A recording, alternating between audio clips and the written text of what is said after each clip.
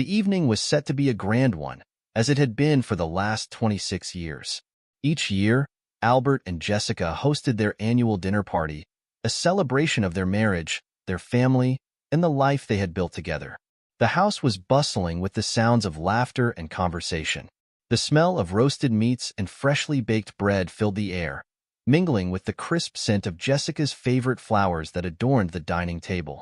Albert stood by the fireplace, watching his guests move around the room, chatting and laughing. He felt a sense of satisfaction as he saw how well everything had come together. Hosting this party was always a point of pride for him, a way to showcase the life he and Jessica had built. He looked across the room and saw her standing with a group of friends, her head thrown back in laughter. She was wearing the black mini dress he loved, the one that fit her perfectly, showing just enough skin to be alluring without being overt.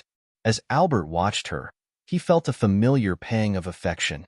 Even after all these years, Jessica still had a way of catching his eye. He remembered their wedding day, the way she had looked walking down the aisle, and how he had felt like the luckiest man alive. That feeling hadn't faded over the years, despite the ups and downs they had faced. But tonight, something felt different. As he watched Jessica, a sense of unease began to creep in. It was subtle at first, just a faint tug at the back of his mind, but it grew stronger as the evening went on. He tried to shake it off, convincing himself that it was nothing more than the usual stress of hosting a large gathering. "Albert, this is marvelous," said Kent, one of their oldest friends, as he approached with a drink in hand. "You've really outdone yourself this year." "Thank you, Kent," Albert replied, forcing a smile. "It's always a pleasure to have everyone together." But even as he spoke, his mind was elsewhere. He couldn't help but notice the way Jessica and his younger brother, Frank, were interacting. Frank had arrived late, as usual, but had quickly made himself at home. Albert had always been close with his brother, despite the 6-year age gap and Frank's tendency to get himself into trouble.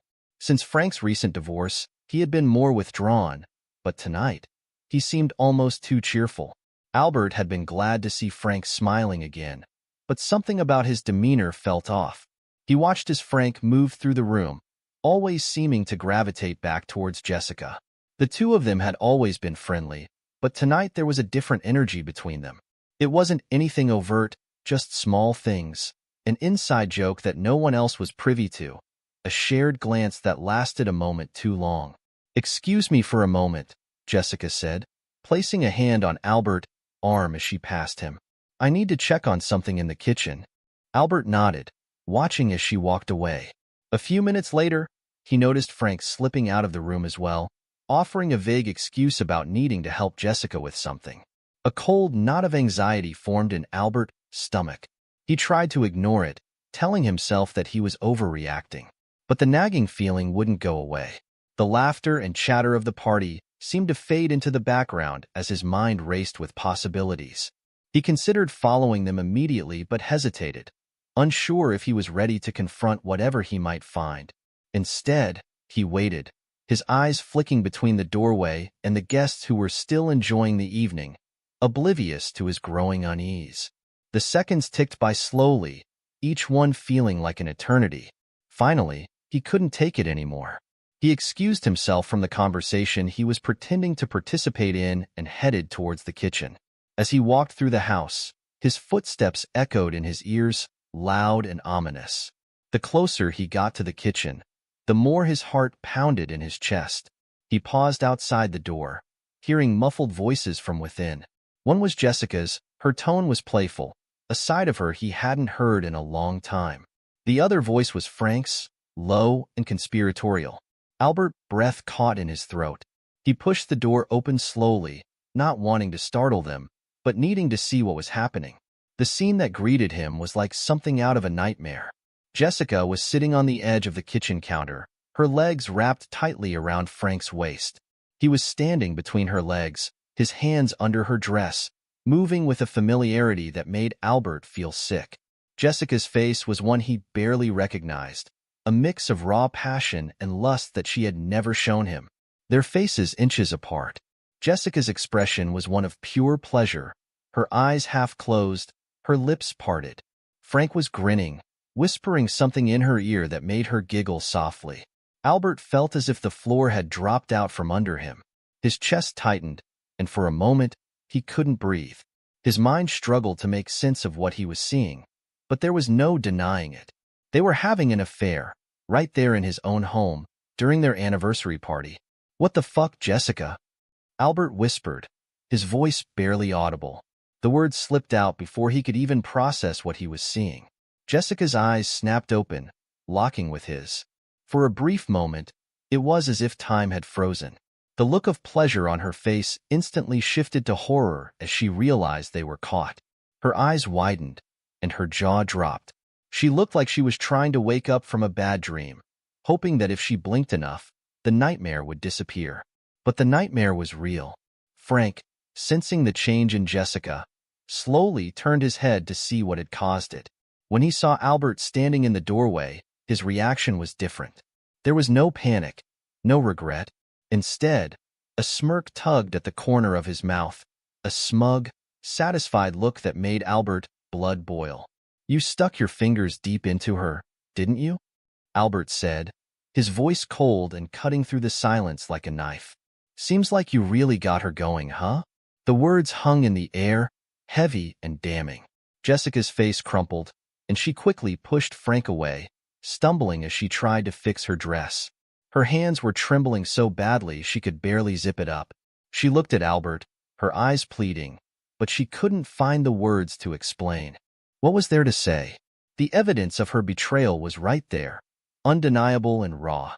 Frank, on the other hand, took a step back, his smirk fading as the weight of the situation began to sink in.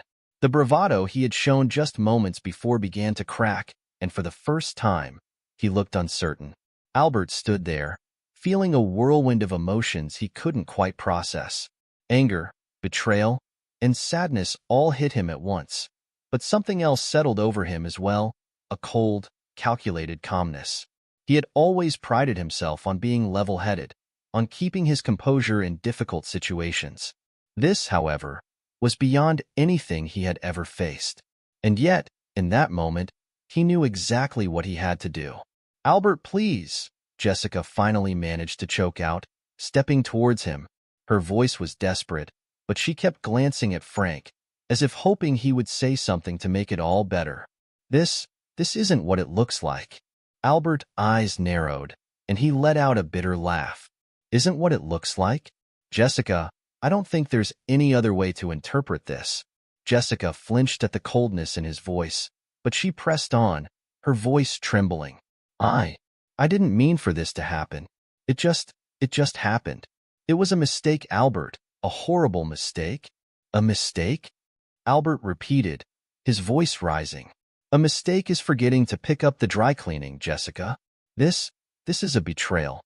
Frank cleared his throat, finally finding his voice. "Albert, man, Shut the fuck up, Frank," Albert snapped, cutting him off. "I don't want to hear a damn thing from you."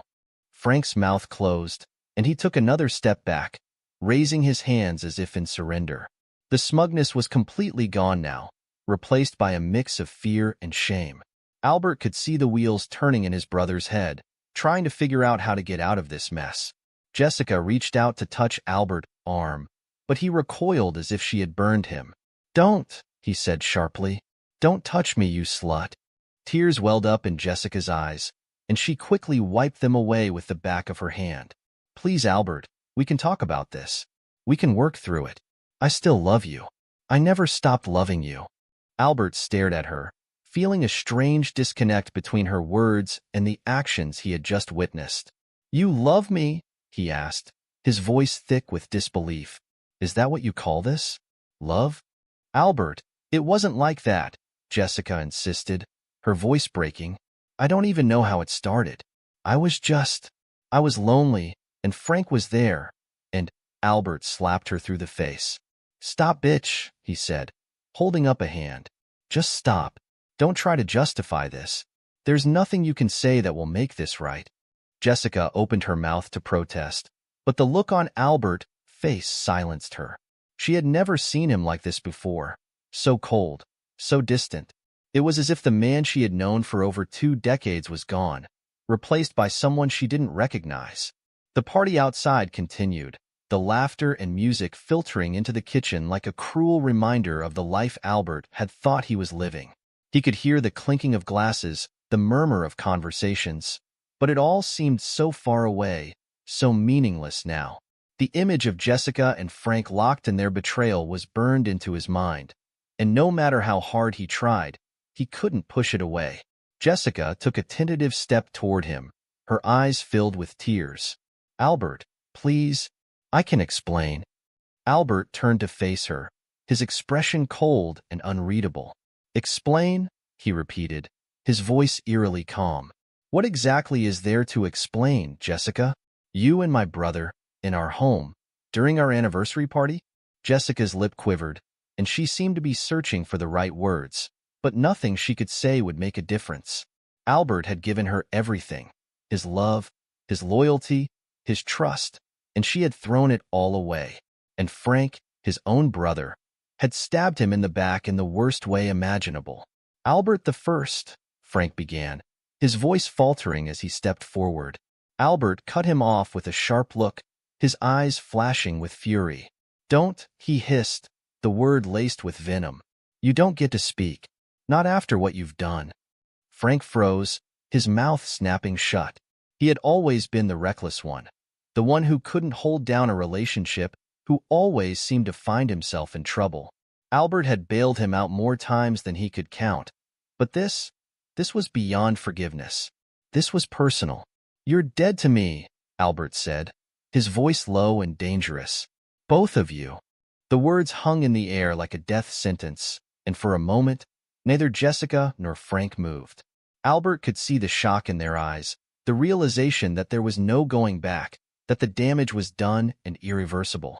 For a moment, the three of them stood there in silence, the reality of the situation settling over them like a dark cloud. Albert could feel his heart pounding in his chest, each beat echoing in his ears like a drum. He wanted to scream, to lash out, to do something to release the rage that was building inside him, but he held it back. He wouldn't give them the satisfaction of seeing him break. Instead, he took a deep breath and looked at them both, his gaze steady and unyielding. "Here's what's going to happen," he said, his voice calm and controlled. "You're both going to leave this house. Now, and don't bother coming back. I don't want to see either of you ever again." Jessica's eyes widened in shock. "Albert, you don't mean that." I do mean it," Albert interrupted, his tone leaving no room for argument. "We're done, Jessica. You made your choice, and now you have to live with it." Frank hesitated, glancing between Albert and Jessica, as if looking for some way to defuse the situation.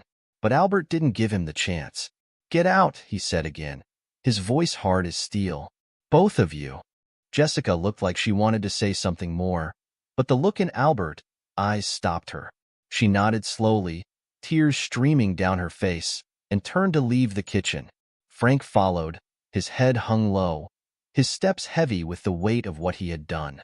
Albert watched them go, his heart a mix of rage and sorrow. When the door finally closed behind them, he let out a long, shaky breath, leaning heavily against the counter. His world had just fallen apart, but he knew he couldn't afford to crumble. Not yet. There would be time to grieve later. For now, he needed to focus. There were things that needed to be done, decisions to be made. The life he had known was over, and it was up to him to figure out what came next. He needed to get out of there, to think, to plan. The party was already over from this drama, and made his way upstairs to his study, the only place in the house where he felt he could be alone. Once inside, he closed the door behind him and leaned against it, letting out a long, shaky breath. The study was his sanctuary, a place where he could escape the pressures of work, of life. The walls were lined with shelves filled with books, and a large mahogany desk sat in the center of the room, papers neatly stacked on top. But tonight, the room felt different, claustrophobic, oppressive. This betrayal wouldn't go unpunished. He had always prided himself on being a fair man, but this required something more, something that would make them both regret what they had done. He sat down at his desk and opened his laptop, the glow of the screen illuminating his face. He began typing, his fingers moving quickly across the keys. He knew what he had to do. First, he would deal with Jessica. Their life together was over, and there would be no reconciliation, no forgiveness. He would file for divorce immediately, citing her infidelity. But that wasn't enough. Jessica had always been concerned with appearances, with maintaining the image of the perfect wife and mother. He would destroy that image, make sure everyone knew the truth about what she had done. He would make it public. He had enough connections in the media to ensure that the story would spread more like wildfire. Jessica, already become a pariah, shunned by their social circle, her reputation in tatters. The thought of her having to face the people she had deceived, to see the judgment in their eyes, gave him a grim sense of satisfaction. Next, he turned his attention to Frank. His brother had always relied on him, had always assumed that Albert would be there to pick up the pieces when he inevitably screwed up. But not this time. Albert would cut him off completely, severing all financial and familial ties. Frank had already lost everything in his divorce. Now, he would lose whatever support he had left. But that wasn't enough either. Albert needed to hit him where it hurt. Frank had been planning to start a new business venture, something he had been talking about for months. Albert had initially agreed to help fund it, but now, that plan was off the table. Instead, he would make sure that every door was closed to Frank, that every potential investor turned him down. Albert had enough influence in the right circles to make that happen.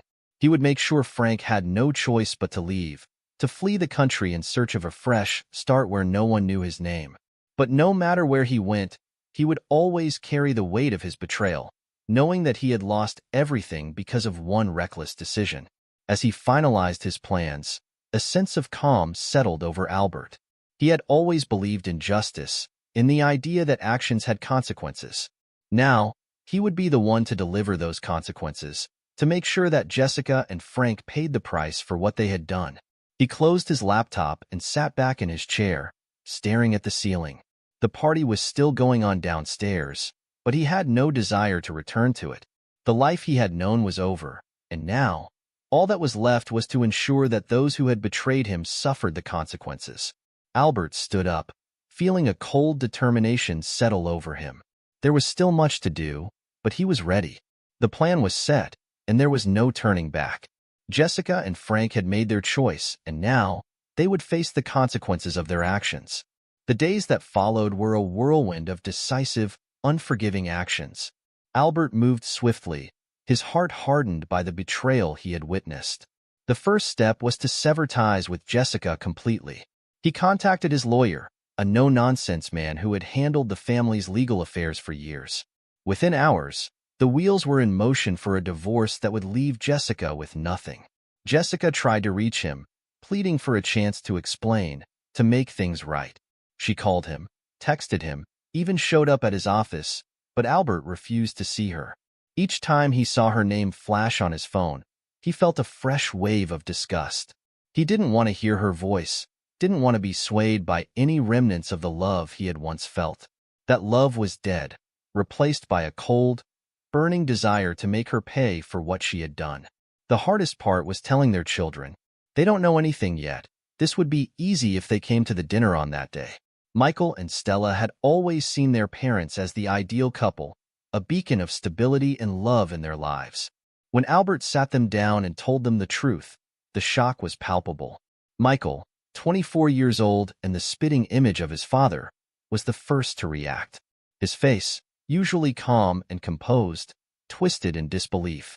"Dad, are you sure?" he asked, his voice barely above a whisper. "Mom, with Uncle Frank? It doesn't make sense." "It's true," Albert replied, his voice steady but cold. "I caught them myself." Stella, younger by 3 years and always more emotionally expressive, burst into tears. "How could she?" she cried, her hands trembling as she covered her face. "How could she do this to you, to us?" Albert had no comforting words to offer. He had always been a man of action, not of sentiment, and now more than ever, he couldn't afford to be soft. "I'm filing for divorce," he said firmly. "Your mother made her choice, and now she has to live with it." The reality of the situation hit Stella hard. Her tears dried up, replaced by a simmering anger that she directed at Jessica. That evening, when Jessica came to the house to try and talk to Albert, Stella confronted her in the hallway. "How could you do this to Dad?" Stella spat, her voice shaking with rage. "How could you betray him like that? Like some cheap whore?" Jessica's face crumpled, her eyes filling with tears, but Stella was relentless. "Do you even care what you've done to this family? You've destroyed everything." "I'm so sorry, Stella," Jessica sobbed, reaching out to touch her daughter's arm, but Stella recoiled as if burned. "Don't touch me," Stella snapped. "You're nothing to me now." Michael, who had been standing silently by, stepped forward. He had always been the one to keep his emotions in check, but now his voice was as cold as his father's. "I don't ever want to see you again," he said, his words cutting through the air like a blade. "You're dead to me." Jessica stood there, shattered, as her children turned their backs on her. She wanted to explain, to somehow make them understand that it hadn't meant anything, that she had made a terrible mistake. But how could she? The truth was too ugly, too shameful. Albert watched from a distance, his heart a mix of satisfaction and sadness. This was the consequence of her actions. Jessica had destroyed their family, and now she was paying the price. The divorce was finalized quickly. Albert made sure of that. Jessica was left with nothing. He took the house, the savings, and even the car. Jessica, who had once lived a life of comfort and luxury, was forced to move into a small, dingy apartment on the other side of town. It was all she could afford with the little she had managed to save over the years. The humiliation was unbearable, but she had no one to blame but herself. As for Frank, the fallout was just as devastating. The news of his betrayal spread through their social circle like wildfire. Friends and acquaintances, people who had once admired him, now shunned him. He became a pariah, the whispers and glances following him wherever he went. Unable to bear the constant judgment and shame, Frank made a decision. He packed up what little he had left and fled the country, leaving behind the mess he had created. He didn't tell anyone where he was going, not even his closest friends. He just disappeared, hoping to start anew in a place where no one knew his name, where he could escape the consequences of his actions. But Albert knew that no matter where Frank went, the guilt would follow him. The knowledge that he had destroyed his brother's life, shattered his family, and lost everything would haunt him for the rest of his days. The fallout was complete. Albert had taken everything from them, his wife, his brother. They had destroyed the life he had known, and in return, he had destroyed theirs. But as he stood in the empty house, the echoes of the past reverberating in the silence, he couldn't shake the feeling that something inside him had been lost as well. The revenge had been satisfying, but it was also hollow. The life he had built, the family he had cherished, was gone, and no amount of retribution could bring it back. Albert was left alone, victorious in his quest for justice, but with nothing to show for it except the cold, empty shell of a man who had lost everything he held dear. In the months that followed, Albert threw himself into his role as a father. He attended every one of Michael's business presentations, offering advice and guidance as his son navigated the early stages of his career. He made a point of visiting Stella at college, taking her out to dinner, and listening to her talk about her studies and her plans for the future. The bond with his children grew stronger, fortified by the shared pain of betrayal. But there was an unspoken tension between them, a shadow that hung over their interactions. Michael and Stella were still grappling with the fallout, struggling to reconcile the image of their mother with the reality of what she had done. They tried to move forward, but the past was a constant presence, lurking in the background of every conversation.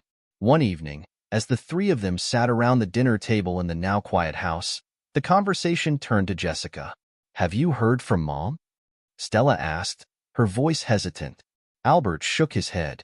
"No, she hasn't tried to reach out since the divorce was finalized." Michael leaned back in his chair, his expression thoughtful. "I heard she's living in some tiny apartment across town. Must be rough after the life she had." "Good," Stella muttered, stabbing at her food with her fork. "She deserves it." Albert watched his daughter, noting the bitterness in her tone. He knew that Stella was still angry, still hurt by the betrayal. She had been closer to Jessica than Michael had, and the wound was deeper for her. She made her choices, Albert said quietly. And now she has to live with the consequences. Michael nodded in agreement, but there was a sadness in his eyes that Albert recognized. It was the same sadness he saw when he looked in the mirror, a reflection of the loss they had all suffered. The family they had known was gone, torn apart by Jessica's actions, and nothing would ever be the same again. After dinner, Michael and Stella said their goodbyes and headed back to their respective lives. Albert stood at the door, watching them drive away, the weight of the empty house pressing down on him. He had his children, but he was still alone. The quiet was deafening, a constant reminder of what he had lost. He wandered through the house, each room filled with memories of the life he had once shared with Jessica. The kitchen, where they had cooked countless meals together. The living room, where they had spent cozy nights in front of the fireplace. The bedroom, where they had shared both their happiest and most intimate moments. But those memories were tainted now, overshadowed by the image of Jessica and Frank in that same kitchen, entwined in their betrayal. Albert stopped in front of the large family portrait that hung in the hallway. It had been taken a few years ago, during happier times. They were all smiling, unaware of the storm that was brewing just beneath the surface. He stared at Jessica's face, trying to reconcile the woman in the photograph with the one who had torn his life apart. He felt a surge of anger, followed by a wave of sadness. He had loved her once, more than he had ever loved anyone. They had built a life together, raised two wonderful children, and shared dreams of growing old side by side. But all of that was gone now, shattered by her infidelity. Albert turned away from the portrait and walked into his study, the one place in the house where he felt a semblance of peace. He sat down at his desk, the familiar smell of leather and old books filling the air. He opened his laptop and stared at the screen, but his mind was elsewhere. He stood up from his desk and walked to the window, looking out at the city lights below. The world outside continued to move, oblivious to the turmoil in his heart. Albert knew he had a long road ahead, a journey of healing and self-discovery. But for now, all he could do was take it one day at a time, slowly piecing together the fragments of his life.